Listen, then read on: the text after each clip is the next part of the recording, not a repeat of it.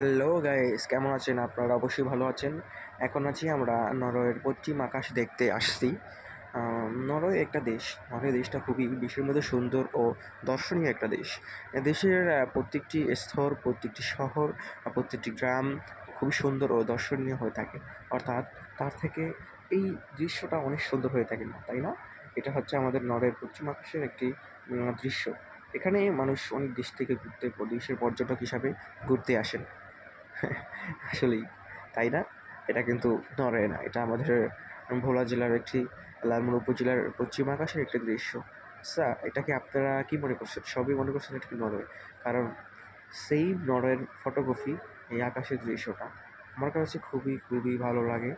এই দৃশ্যটা আমার কাছে খুব ভালো লাগে। আপনাদের কাছে কেমন লাগে? অবশ্যই সাবস্ক্রাইব করবেন, কমেন্ট করবেন এবং লাইক করবেন করে আমাদের জানাবেন। আমাদের কাছে আমাদের ভোলা জেলার আসলেই আরও দর্শনীয় জায়গা আছে।